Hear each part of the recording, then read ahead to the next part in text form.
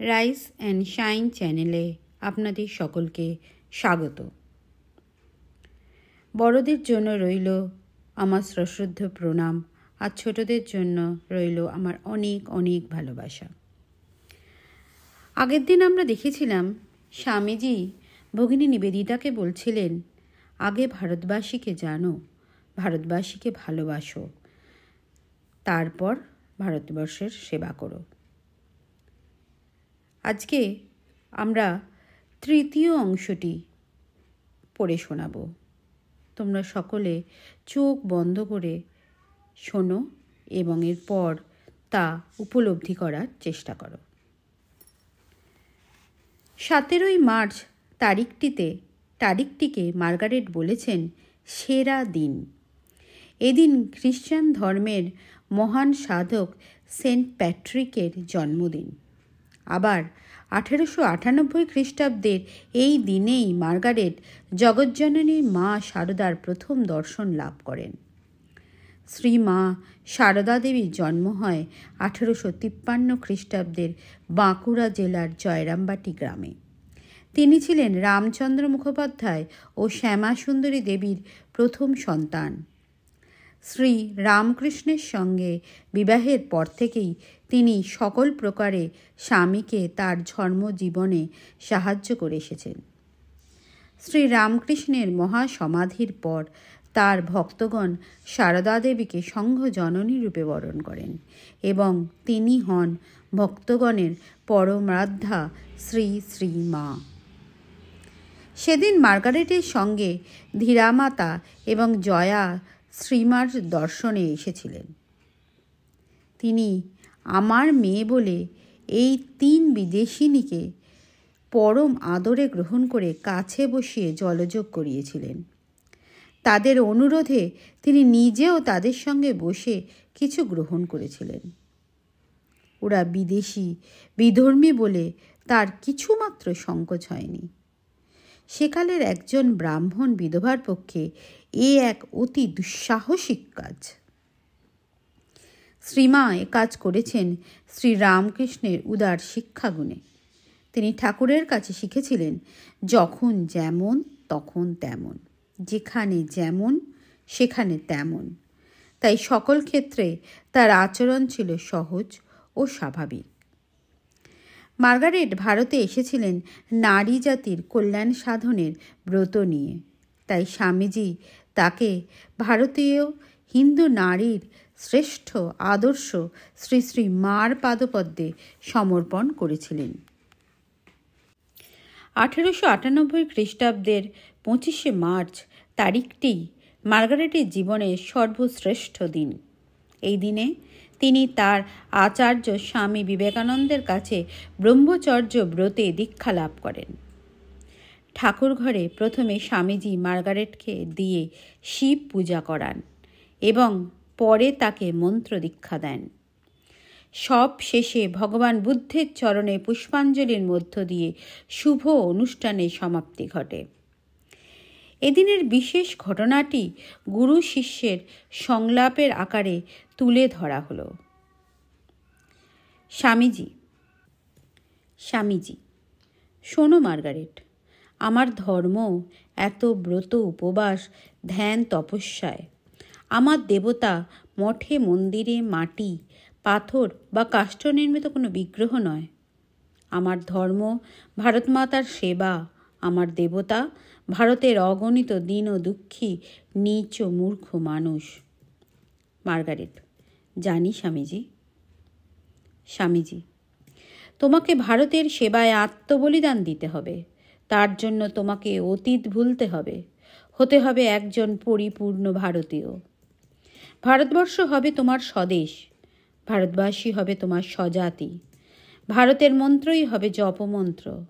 বলো, তুমি প্রস্তুত? মার্গারেট, আমি সম্পূর্ণ প্রস্তুত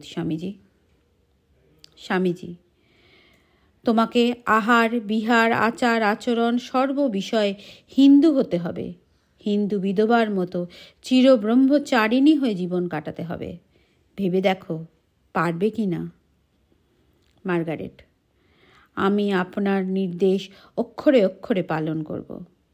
স্বামীজি: সাবাস, আজ থেকে তোমার জন্ম, নবজীবন, নবনাম। আর তুমি আইরিশ কন্যা এলিজাবেথ মার্গারেট নও, এখন থেকে তুমি ভারত দুহিতা নিবেদিতা। নিবেদিতাকে দীক্ষাদানের পর বিবেকানন্দ তাকে আবেগপূর্ণ কণ্ঠে বললেন, যাও। যিনি বুদ্ধত্ব লাভের পূর্বে 500 বার অপরের জন্য জন্মগ্রহণ ও প্রাণত্যাগ করেছিলেন, সেই বুদ্ধকে অনুসরণ করো। বুঝলেন, মানুষের কল্যাণে জীবন পাতই তার জীবনের প্রধান উদ্দেশ্য। নিবেদিতা দীক্ষার পর স্বামীজি স্বাস্থ্যের কারণে দার্জিলিং যাত্রা করেন। এই সময় স্বামী ব্রহ্মানন্দ এবং শ্রী শ্রী মায়ের সঙ্গে নিবেদিতা ও তার 2 বান্ধবীর ঘনিষ্ঠতা হয়। তারা 3 বান্ধবী চলে যেতেন দক্ষিণেশ্বরে।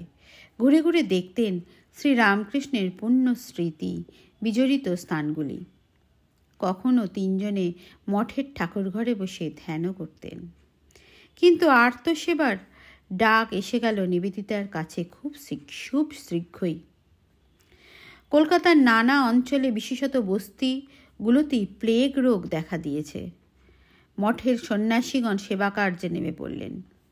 খবর পেয়েই স্বামীজি দার্জিলিং থেকে চলে এলেন। অর্থাভাবে আর্ত সেবার কাজ বন্ধ হতে পারে শুনে তিনি বললেন, দরকার হলে মঠের জায়গা জমি বিক্রি করব। আমরা ফকির মুষ্টি ভিক্ষা করে গাছতলায় শুয়ে দিন কাটাতে পারি। যদি জমি বিক্রি করে হাজার হাজার মানুষের জীবন রক্ষা পায়, তবে কিসের জায়গা, কিসের জমি? অবশ্য সাহায্য জুটেছিল, মঠের জমি বেচতে হয়নি। নিবেদিতা ঘোষণাপত্রে ছাপিয়ে এবং বিলি করে লেগে গেলেন সেবার কাজে। এদিকে প্রাণের ভয় শহর ছেড়ে লোকজন পালাচ্ছে, ঝাড়ুদারের অভাবে সর্বত্র জঞ্জাল জমে পাহাড় হয়ে আছে। নিবেদিতা ঝুড়ি, কোদাল ও ঝাড়ু নিয়ে জঞ্জাল পরিষ্কার করতে শুরু করলেন। একজন বিদেশিনীকে এ কাজ করতে দেখে অনেকেই অনুপ্রাণিত হয়ে তার পাশে এসে দাঁড়ালেন। 1898 সালের গ্রীষ্মকালে স্বামীজি নিবেদিতাকে নিয়ে হিমালয়ের বিভিন্ন প্রান্তে ঘুরে বেরিয়েছেন। সঙ্গে ছিলেন ধীরা মাতা, অলিবুল ও জয়া ম্যাকলাউড।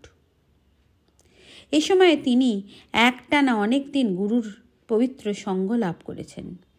স্বামীজিও ওই সময় তাকে অখণ্ড ভারতের মহিমাময় রূপটি দেখিয়েছেন এবং নিবেদিতাও ভারতবর্ষকে অন্তর দিয়ে ভালোবাসতে শুরু করেছেন এ সময় থেকে। হাওড়া থেকে আলমোড়া আসবার পথে কখনো রেল, টাঙা, ঘোড়া এবং ডান্ডিতে চড়ে যাওয়া আর হিমালয়ের অপূর্ব মনোহর শোভা দুচোখ ভরে দেখা। আলমোড়ায় স্বামীজি প্রতিদিন সকালে নিবেদিতার সঙ্গে প্রাতরাশে যোগ দিতেন। সঙ্গে চলত নানা বিষয় শিক্ষাদান। এ সময় স্বামীজি যখন যে বিষয় আলোচনা করতেন, নিবেদিতা মন দিয়ে তা শুনতেন এবং নোটবুকে টুকে রাখতেন। পরে এই সকল বিবরণের সাহায্যে লেখেন তার বিখ্যাত বই স্বামীজির সহিত হিমালয়ে। আলমোড়া থেকে যাত্রীদল আসেন ভূস্বর্গ কাশ্মীরে। শ্রীনগরে ডাল হ্রদে তারা বাস করতেন। মাঝে মাঝে যেতেন দর্শনীয় স্থানগুলি দেখতে। এর মধ্যে ক্ষীরভবানী উল্লেখযোগ্য। শ্রীনগর থেকে নিবেদিতা স্বামীজির সঙ্গে তুষার তীর্থ অমরনাথ যাত্রা করেন। পথ অতি দুর্গম, অনেক চড়াই উতরাই, তুষার, নদী। শ্রাবণী পূর্ণিমায় অমরনাথ দর্শন প্রশস্ত। অমরনাথ দর্শনে পরিতৃপ্ত হয়ে আবার এলেন শ্রীনগরে। অবশেষে দিল্লি, আগ্রা প্রভৃতি নানা দর্শনীয় স্থান দেখে কলকাতায় ফিরে এলেন সকলে। আজ এই পর্যন্তই রইল। তোমরা দেখলে তো, সবাই কলকাতায় যখন প্লেগ রোগে সবাই আক্রান্ত, সবাই ভয় পাচ্ছে তাদের না অসুখ হয়ে যায় স্বামীজি এই ভগিনী নিবেদিতা কিন্তু ভারতবাসী না হয়েও ভারতবাসীর এই সংকটপূর্ণ অবস্থায় পাশে এসে দাঁড়িয়েছিলেন। নিজে হাতে জঞ্জাল সাফ করছিলেন। একজন বিদেশিনীকে জঞ্জাল সাফ করতে দেখে অনেকেই এসে কিন্তু কাজে হাত লাগিয়েছিলেন। আজ এই পর্যন্তই রইল। সকলে চোখ বন্ধ করে এখন উপলব্ধি করো এবং ঘুমিয়ে পড়ো। আবার পরের দিন হবে। শুভরাত্রি।